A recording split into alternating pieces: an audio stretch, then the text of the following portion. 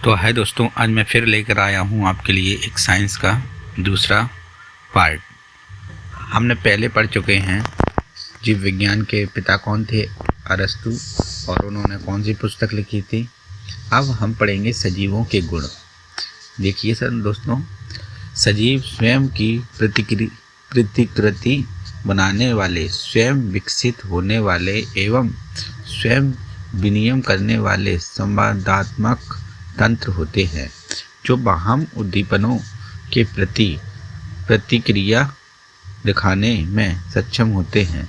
निम्नलिखित गुणों के आधार पर सजीवों को निर्जीव से अलग किया जाता है।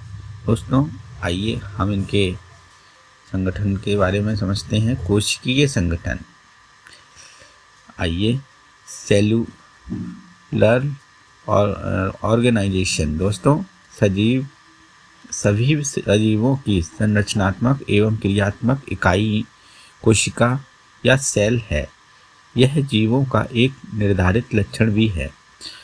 दोस्तों हम सभी का कोशिका होती है, हम सभी के लिए एक इकाई का काम करती है। हमारे शरीर की सबसे छोटी इकाई दोस्तों कोशिका होती है। कोशिकाओं से मिलकर दोस्तों ऊतक बनते हैं, ऊतकों से अंग बनते और अंग से दोस्तों हमारा शरीर बनता है। इस प्रकार हमारे शरीर की या किसी भी जीव की संरचना होती है। जैसे एक घर होता है दोस्तों, घर में पहले ईंट लगाते हैं, ईंट के बाद दीवार खड़ी होती है और दीवार के बाद छत खड़ी होती है। इस प्रकार से कोई मकान निर्मित होता है। ऐसे ही हमारे शरीर का ढांचा तैयार होता है। आइए अब हम आगे की ओर पढ़ते हैं। उपापचय। उपापचय क्या होता है दोस्तों? जीवन को पूर्ण करने के लिए सजीवों में होने वाली सभी जैव रासायनिक क्रियाओं को सम्मिलित रूप से उपापचयी क्रियाएं कहते हैं। ये दो प्रकार की होती हैं। आइए देखते हैं कौन कौन सी हैं। उपचयन और अपचयन। उपचयन में क्या है दोस्तों?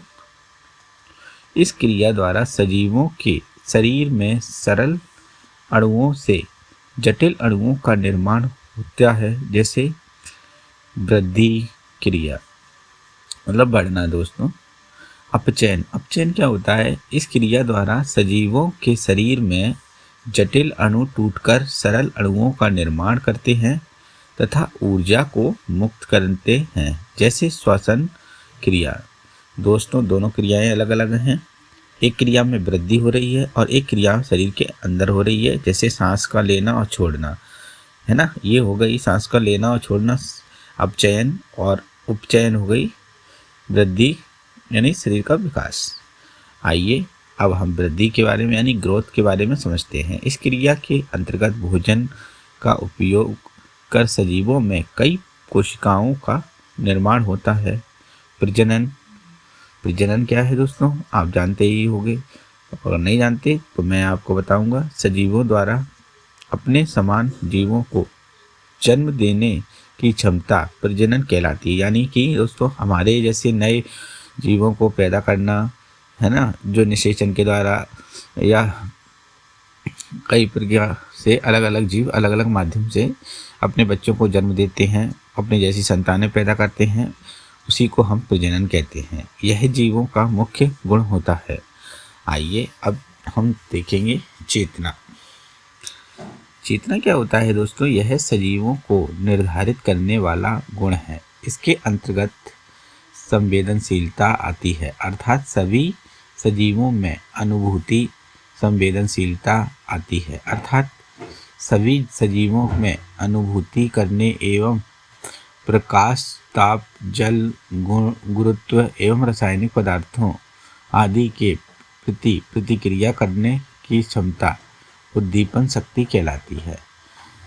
उपयुक्त के अलावा गति, पोषण, गति यानी मूवमेंट, पोषण यानी न्यूट्रिशन, है ना, एवं उत्सर्जन एक्सक्रीशन भी सजीवों के लक्षणों के अंतर्गत आते हैं। इन लक्षणों से स्पष्ट है कि पौधे तथा जंतुओं दोनों ही सजीव हैं। निम्नलिखित लक्षणों के आधार पर पौधों तथा जंतुओं में विभेद किया जा सकता है। आ गई सर दोस्तों आपको ये बात समझ में? नहीं आई तो मैं आपको समझा देता हूँ। हम जो भी किसी चीज़ को छूते हैं या हमें कोई जैसे करंट लगता है, गर्म की हीट को हमने छू लिया तो ताप, जल, गुरुत्व, ये सभी क्रियाएं चेतना वो हमारी जगाती हैं, है ना। और आप जानते ही वो सारी चीज़ें। अब आगे देखते हैं हम पादप एवं जंतुओं में अंतर। पादप यानी होता है दोस्तों पेड़ पौधे, और जंतु यानी मानव, जीव जो भी है वो जंतुओं के अंतर्गत आ जाते हैं। आइए अब हम इनकी विशेषताएं पादप और जंतुओं के बारे में यानी प्लांट और एनिमल के बारे में समझते हैं।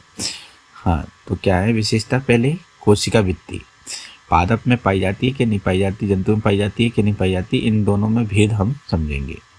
जैसे कोशिका भित्ति यानी सेल वॉल, पादप कोशिकाओं में कोशिका भित्ति पाई जाती है जो सेल्यूलोज की बनी होती है, मतलब पेड़ पौधों में ये पाई जाती है दोस्तों। जंतु कोशिकाओं में कोशिका भित्ति की जगह कोशिका झिल्ली पाई जाती है।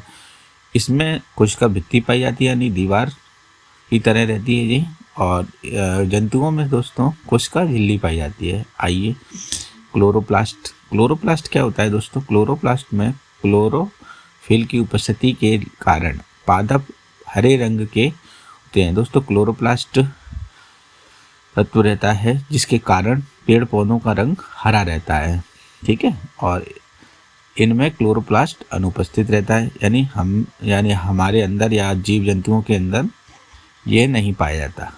आइए अब रसधानी की बात करते हैं। वैक्यूल पादप कोशिकाओं में बड़ी रसधानियाँ पाई जाती हैं जो कोशिका द्रव्य यानी सेल से भरी रहती हैं दोस्तों। पेड़ पौधों में ये पाई जाती हैं रसधानी।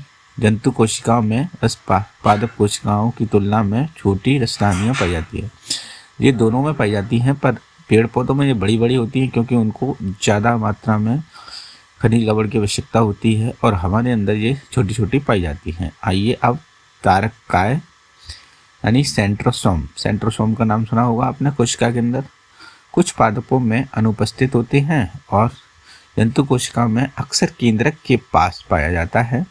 कोशिका विभाजन में सहायक होता है। ये कोशिका को विभाजित करने में सहायक होता है दोस्तों। आइए अब पोषण के बारे में समझते हैं। न्यूट्रिशन पादप अपना भोजन स्वयं तैयार करते हैं, स्वपोषी कहलाते हैं। पेड़ पौधे होते हैं दोस्तों वो अपना भोजन स्वयं तैयार करते हैं, और जंतु अपने भोजन हेतु पौधों एवं अन्य जंतुओं पर निर्भर होते हैं, इसलिए इन्हें परपोषी कहते हैं। दोस्तों मेरी इतनी बात आपको समझ में आई। अब आगे का समझने के लिए मेरे को लाइक करो, फॉलो करो, और मैं इसी प्रकार के वीडियो आपको अक्सर लाता रहूँगा। धन्यवाद।